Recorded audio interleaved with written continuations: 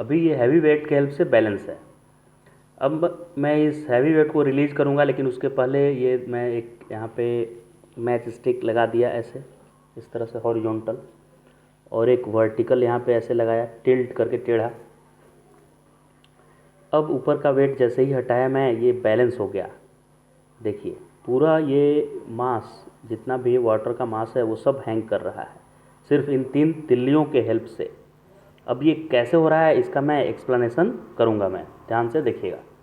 तो सबसे ज़्यादा अनबैलेंस्ड होने का चांस इस हॉरिजॉन्टल स्टिक पे है, ये जो हॉरिजॉन्टल है। तो ये कैसे बैलेंस है, पहले इसके इक्विलिब्रियम की बात करते हैं। तो इक्विलिब्रियम के लिए किसी भी बॉडी के रेस्ट में रहने के लिए क्या कंडीशन है कि उस पर नेट फोर्स भी ज़ीरो होना चाहिए और नेट टॉर्क भी ज़ीरो होना चाहिए।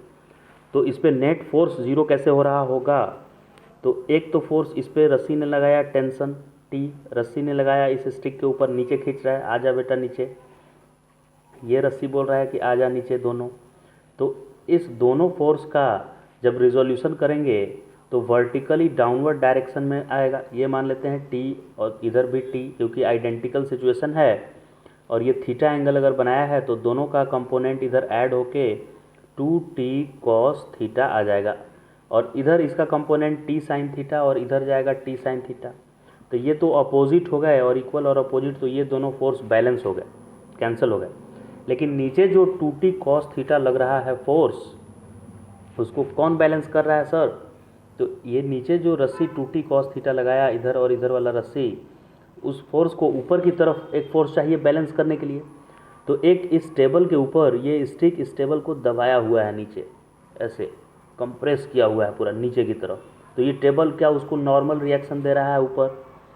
फिर ये जो वर्टिकल जैसा स्टिक है ये भी इसको नॉर्मल रिएक्शन इधर दे रहा है, तो इसका भी एक कंपोनेंट ऊपर आ रहा होगा वर्टिकली अपवर्ड डायरेक्शन में।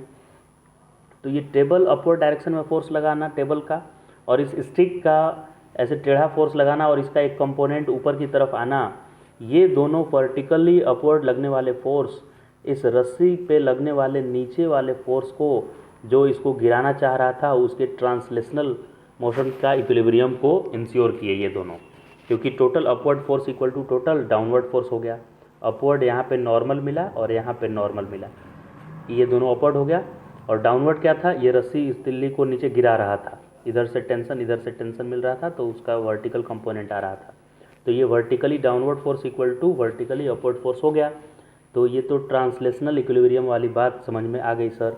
अब ये रोटेट क्यों नहीं कर रहा है, क्योंकि ऐसा अपीयर हो रहा है कि जब ये इसको नीचे खींचेगा तो यहाँ से ये पलट जाना चाहिए, रोटेट हो जाना चाहिए।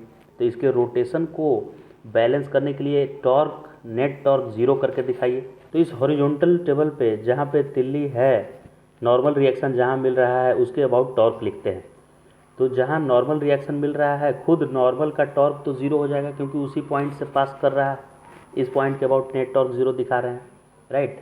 अब ये जो ग्रीन कलर का रस्सी है, ये इसमें कैसा टॉर्क प्रोड्यूस करेगा, ऐसे नीचे की तरफ उसको बुला रहा है, तो फिक्स एक्सिस के अबाउट ये ऐसे रोटेट करना चाह रहा है, इसको एंटी क्लॉकवाइज टॉर्क प्रोड्यूस कर रहा है। लेकिन जो वर्टिकल यहाँ पे तिल्ली दिख रहा है आपको, ऊपर की तरफ जो फोर्स लगा रहा है हॉरिजॉन्टल इस तिल्ली पे, वो इसको क्या क्लॉकवाइज टॉर्क दे रहा है। तो ये एंटी क्लॉकवाइज टॉर्क जो इस ग्रीन रस्सी ने टॉर्क प्रोड्यूस किया नीचे की तरफ, ये वर्टिकल तिल्ली उस पर अपोजिट टॉर्क प्रोड्यूस कर दिया ऐसे क्लॉकवाइज, राइट, क्योंकि ये ऊपर की तरफ लग रहा था। तो इस पॉइंट के अबाउट ये एक्सिस ऑफ रोटेशन कंसीडर करें तो ऊपर लगाएंगे तो क्या क्लॉकवाइज रोटेट कराने की कोशिश करेगा हॉरिजॉन्टल तिल्ली को, और ग्रीन वाला क्या नीचे खींच रहा है, तो क्या ये एंटी क्लॉकवाइज रोटेट कराने की कोशिश कर रहा है। तो ये क्लॉकवाइज टॉर्क और एंटी क्लॉकवाइज टॉर्क एक दूसरे को बैलेंस कर लिया। फिर कोई बच्चा बोलेगा कि सर ऐसा कीजिए आप कि इस पॉइंट के अबाउट नेट टॉर्क दिखाइए। नेट टॉर्क तो आपको ज़ीरो करना है, अब वो रोटेट नहीं कर रहा है, ये तिल्ली गिर नहीं रहा है नीचे, तो हम किसी के अबाउट भी टॉर्क निकालें, ज़ीरो आना ही चाहिए। तो इस पॉइंट के अबाउट टॉर्क अगर निकालें तो यहाँ पे मिलने वाला नॉर्मल रिएक्शन कैसा टॉर्क प्रोड्यूस किया, तो इससे ज्वाइन कीजिए ये लाइन, तो ये इस सेंस में रोटेट कर रहा है, यानी एंटी क्लॉकवाइज टॉर्क प्रोड्यूस कर रहा है नॉर्मल रिएक्शन जो टेबल ने दिया इस तिल्ली को। फिर क्लॉकवाइज टॉर्क, ये तिल्ली ऊपर की तरफ फोर्स लगा रहा है, तो इसको ज्वाइन करेंगे तो ये क्या क्लॉकवाइज कर दिया, तो यहाँ भी anti clockwise equal to clockwise torque आ गया। तो किसी भी हालत में हम देख रहे हैं कि ये रोटेट करने के लिए तैयार नहीं है। सर सब बता दिए, तो लास्ट पॉइंट ये भी ले लीजिए, इसके अबाउट टॉर्क दिखाइए 0, इसके अबाउट भी टॉर्क 0 होगा। देखिए इस पॉइंट के अबाउट ग्रीन वाला नीचे फोर्स लगा, तो इसको ज्वाइन करेंगे तो ग्रीन वाला इसको ऐसे रोटेट किया इस सेंस में, यानी क्लॉकवाइज, और नॉर्मल रिएक्शन यहाँ पे लग रहा है। तो नॉर्मल रिएक्शन देखिएगा कैसे करेगा, इससे ज्वाइन कीजिए इस फिक्स पॉइंट से, तो नॉर्मल ऊपर लग रहा था तो ये क्या एंटी क्लॉकवाइज टॉर्क प्रोड्यूस कर दिया। तो ग्रीन वाले ने क्लॉकवाइज किया और ये नॉर्मल रिएक्शन टेबल ने दिया वो एंटी क्लॉकवाइज किया। तो क्लॉकवाइज और एंटी क्लॉकवाइज टॉर्क बैलेंस कर लेगा एक दूसरे को। तो ये आपने देखा कि ये वर्टिकल ट्रांसलेशनल इक्विलिब्रियम भी हो गया, इस पर नेट फोर्स भी 0 हो गया और नेट टॉर्क भी 0 आ रहा है। किसी के अबाउट हम टॉर्क लिख रहे हैं तो टॉर्क 0 आ रहा है। इसीलिए ये वर्टिकल ऐसे जो हॉरिजॉन्टल ये तिल्ली है टेबल के ऊपर पड़ा हुआ, ये ना तो ट्रांसलेशनल मोशन करेगा और ना ही नीचे गिरने के लिए तैयार है, ऐसे रोटेट भी नहीं करेगा। अब इस वर्टिकल तिल्ली के इक्विलिब्रियम की बात कर लेते हैं, ये कैसे रेस्ट में है। तो इस पर नेट टॉर्क 0 आना चाहिए, नेट टॉर्क इसके ऊपर भी क्या आना चाहिए, वर्टिकल के ऊपर 0, और नेट फोर्स भी 0 आना चाहिए। तो इस वर्टिकल तिल्ली का पहले ट्रांसलेशनल इक्विलिब्रियम की बात अगर करें तो इसके सेंटर पे इसका मास है तो नीचे mg लग रहा होगा नीचे की तरफ, और ये ऊपर वाला तिल्ली भी इस पर फोर्स लगाया तो ऊपर वाला तिल्ली भी इस पर नीचे की तरफ फोर्स लगाया, तो नीचे की तरफ 2 फोर्स हो गया। तो इसको अपवर्ड डायरेक्शन में, ये जो तिल्ली यहाँ हॉरिजॉन्टल रखा हुआ है ये अपवर्ड डायरेक्शन में फोर्स दे रहा है, तो इन दोनों फोर्स को ये वर्टिकली अपवर्ड डायरेक्शन वाला फोर्स बैलेंस किए हुए है। तो क्या ये ट्रांसलेशनल इक्विलिब्रियम हो गया ट्रांसलेशनल इक्विलिब्रियम में। फिर इसका रोटेशनल इक्विलिब्रियम की अगर बात करें तो आप रोटेशनल इक्विलिब्रियम किसी भी पॉइंट के अबाउट लिखें तो नेट टॉर्क 0 आना चाहिए। तो मैं पहले इस पॉइंट के अबाउट टॉर्क दिखाता हूँ। तो टॉप मोस्ट पॉइंट के अबाउट वर्टिकल जो स्टिक है उसके बारे में सोचिए। तो इसके सेंटर पे mg लग रहा है, तो mg कैसा टॉर्क प्रोड्यूस कर रहा है, तो ये रॉड है और mg इस पे नीचे की तरफ लग रहा है, तो mg कैसा इसको रोटेट कराने की कोशिश करेगा। तो आप देख सकते हैं कि mg इस रॉड को, ऐसे रॉड है और इधर फोर्स लगाइएगा तो इस सेंस में रोटेट कराने की कोशिश करेगा उसको ऐसे, और यहाँ पे नॉर्मल जो रिएक्शन मिलेगा वो उसको अपोजिट सेंस में यानी एंटी क्लॉकवाइज रोटेट कराने की कोशिश करेगा। तो इन दोनों का टॉर्क एक दूसरे को बैलेंस कर लेगा। फिर से मैं इसको एक्सप्लेन कर रहा हूँ कि इस पॉइंट के अबाउट टॉर्क निकालेंगे तो mg वर्टिकल लग रहा था, तो mg का एक कंपोनेंट ऐसे आएगा जो कि खुद इसी से पास कर रहा है, तो ये टॉर्क न्यू प्रोड्यूस करेगा, और दूसरा कंपोनेंट जो mg का इधर आया, इसका रिजोल्यूशन करेंगे mg का, एक अलोंग द रॉड एक परपेंडिकुलर रॉड। तो परपेंडिकुलर वाला रॉड का कंपोनेंट क्या करेगा, रॉड को ऐसे घुमाएगा क्लॉकवाइज, राइट।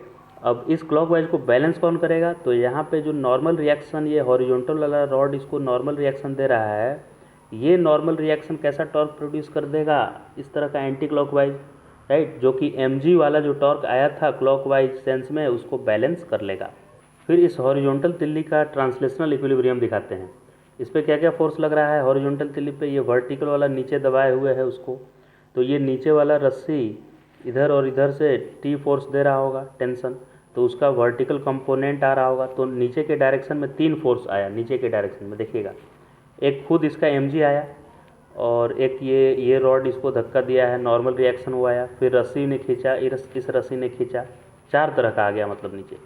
तो इस 4 को कौन ऊपर बैलेंस किया है, तो इधर ग्रीन वाला रस्सी है, इसका एक कंपोनेंट ऊपर आएगा, और इधर वाले ग्रीन रस्सी का भी कंपोनेंट ऊपर आया, तो ये दोनों ऊपर वाले फोर्स सभी नीचे वाले फोर्स को बैलेंस कर लिए, तो ये हॉरिजॉन्टल जो था स्टिक वो भी बैलेंस हो गया।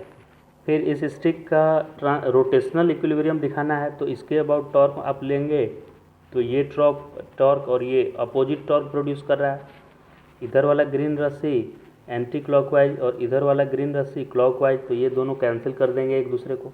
वैसे ही इधर का रस्सी इसमें ऐसा टॉर्क प्रोड्यूस कर रहा है इस तरह का क्लॉकवाइज सेंस में, और इधर वाला ग्रीन रस्सी इस एक्सिस के about anti clockwise torque produce कर रहा है, तो इस पर नेट टॉर्क भी 0 आ रहा है और नेट फोर्स भी 0 आ गया।